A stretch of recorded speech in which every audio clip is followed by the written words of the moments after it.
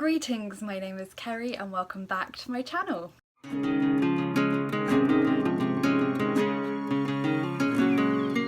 Today I'm very quickly going to, well, I say quickly, it might take ages. Today I'm bringing you my July TBR. This could be interesting. I'm probably setting myself up to fail. You've probably already seen the announcement video for my readathon, the ebook Eradicator. If you haven't seen that, it will be linked in the description box for you. So we've got that going on. I also decided it felt like a good idea, and my friend and I have slightly been egging each other on with this. We're going to attempt the book a day challenge in July. So my reasons for doing this are A, because I've always wanted to see if I can do it. Just it appeals to me. I also will have finished my first year of my course. I've been on a summer placement, but that finishes just in July. So I will be on holiday essentially. I should have a lot more free time for things like reading. So it seemed like a good time to do it. And also I thought it might help with the fact that I seem to be perpetually in deficit on my book budget. It will help me clear some of the stuff that I've bought that I shouldn't have bought maybe, and help me catch up on some NetGalley reviews, and hopefully help me get my budget back in the black.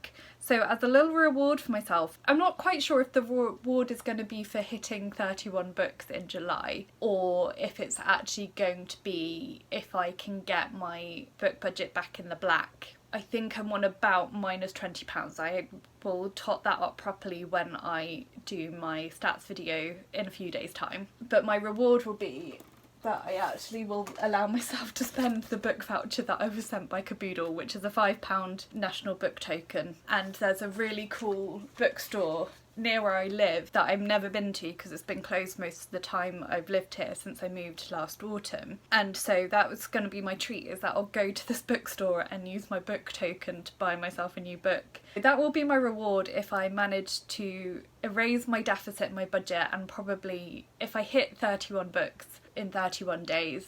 We will see. So for both those reasons, I'm not actually going to do Cluedo picks this month. I did achieve everything I needed to read in June. I'm going to be resuming that from August, so I'll recap that properly then. I just thought it was probably a little bit too complicated to try and do that as well. So what I'm going to do, I'm going to go through the prompts for the ebook Eradicator and the books I've selected to read for those, and then I'm going to talk you through the other books I'm going to try and read for the book a day challenge. Editing Kerry is going to hate this because most of these, well, about half of these are ebooks, and so I'm going to have to put in pictures for all of them, and it's going to be really annoying. But never mind. There were 7 prompts for the ebook Eradicator. I have picked 1 or 2 books for each prompt. I'm also a mood reader, and because I'm trying to do book a day, I'm going to be quite lenient with myself, and I might swap any of these out. Some of these are quite loose interpretations of the prompts as well. So the first prompt was the oldest book on your ebook TBR. There were 3 books that were the earliest ones I've got that I haven't read yet. 2 of them were Charles Dickens ones, and 1 was the complete Sherlock Holmes collection. I'm not going to attempt to read the complete Sherlock Holmes collection in 2 weeks. Of the 2 Charles Dickens ones, 1 was A Tale of Two Cities, the other one was Great Expectations. I'm going for Great Expectations because that is slightly shorter, but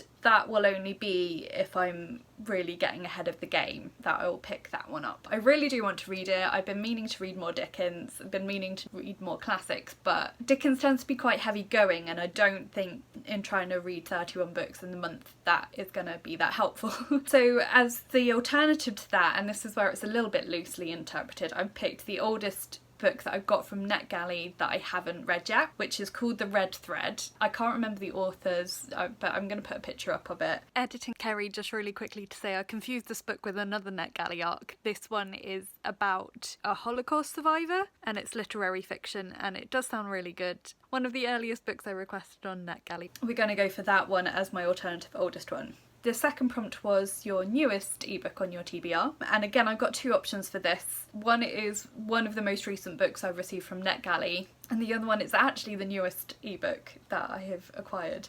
So the one from NetGalley is called The Country of Others by Leila Slimani. So I'd like to read this because this will count for my Read Around the World challenge if I can get to it. I think she's from Morocco. Sounds really good. It comes out in August, so it'd be ideal to try and get to this so that I can get the review done in time for the release date, which I've been really bad at with NetGalley. So that's why that one's on there. And then the one that is actually the newest ebook that I've got, I wrote this TBR a few days ago and then acquired this ebook. It's called Carmilla. I can't remember the author. I was listening the other day to one of my favourite podcasts, which is called You're Dead to Me, and it was the episode on vampires in Gothic literature, and this was one of the books they talked about. So it's a vampire novella, and I don't tend to read a lot of vampire novels, but it's something that I'm kind of branching out a little bit more into, so long as they kind of fit more in the Gothic fantasy genre rather than horror genre. So this one sounded like it could be quite fun. The longest ebook I own, I'm pretty sure, is Les Miserables, which I have actually read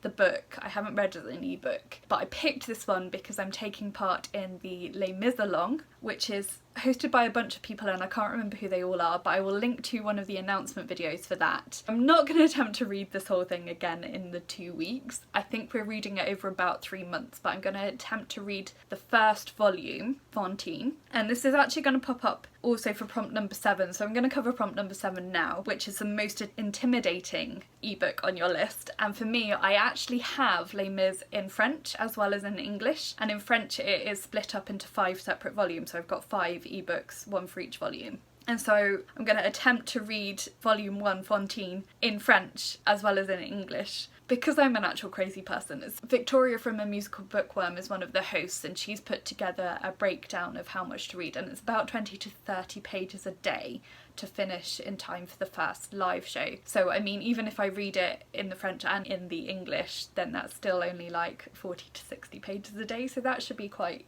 doable. And then I mean, I may pick up the second volume as well to try and finish within the month. I'm not sure when the second live show is. It will depend a bit when that is, whether I try and finish that one in the month as well. We'll see how that goes. So I'm gonna try and parallel read it, so I'll read a chapter in French and then in English just to make sure I've understood it, because my French is a little bit rusty, and while I'm fairly familiar with the story because I've seen the musical loads of times and I have read the book before, I know that it's very dense and there's a lot of extra stuff that happens in the book that is left out of the musical because it's very unnecessary in some ways. So that's prompts 3 and 7.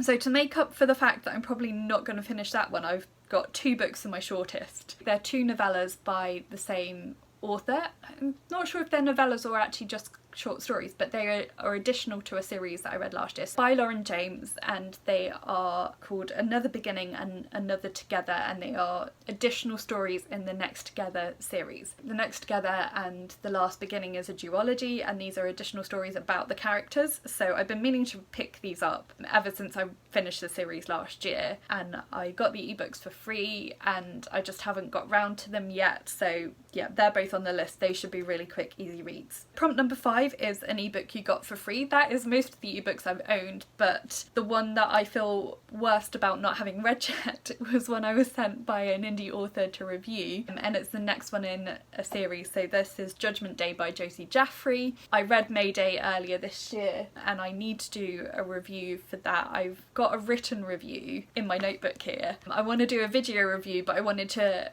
read Judgement Day as well and then kind of do a bit of an intro to the series kind of style review. I raced through Mayday, so I'm pretty confident I can get through Judgement Day quite quickly. They're very fast-paced novels, very fun. And again, it's vampires. Yeah, that's 2 vampire things. And then prompt number 6 was anticipated ebook. So for this I've picked another NetGalley one that I was really keen to read when I requested it and haven't got around to it yet. So this is She Who Became the Sun by Shelley Parker-Chan. So I wanted to pick this one up because I'm pretty sure usually in July there's a transathon, readathon. I'm not definitely sure if it's happening this year, but in honour of that I've got a couple of trans and non-binary authors on the list. So Shelley Parker-Chan I think is non-binary. This book also comes out in July, so again it's one that I'm trying to get to so that I can review it hopefully before it actually comes out. So that's all the prompts, and then I've also got a number of other books I'm going to try and get to. Most of these are NetGalley ones as well, apart from the last 2, to try and keep up with trying to read a book a day.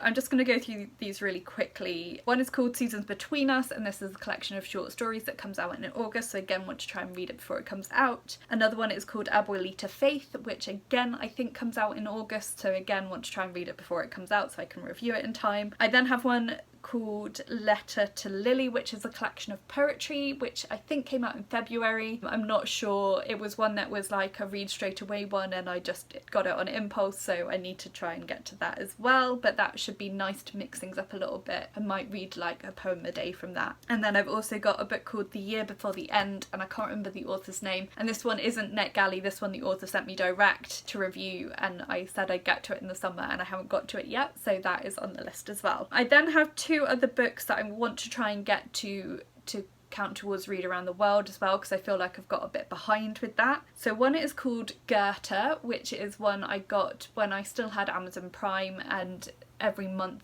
you can download a free ebook, so this was one I got from that, and the author's from the Czech Republic. And then the other one is actually one that I would be borrowing from the library, which kind of is not the point of the readathon, so it's why it's a maybe, but it's called Happy Fat by Sofie Hagen, who is a comedian and is non-binary, so again it's one for promoting trans and non-binary authors. She doesn't mind about pronouns, which it confuses me a little bit. But anyway, she used to be on a podcast I like called The Guilty Feminist, and I've been wanting to pick up this book for a while, and I can get it on the Libby app, so I might pick that up in honour of Transathon as well. I still want to honour trans and non-binary authors. That was another of my goals for this year, and I've not done as well as I would like from that, so this is an opportunity to promote some more of their books.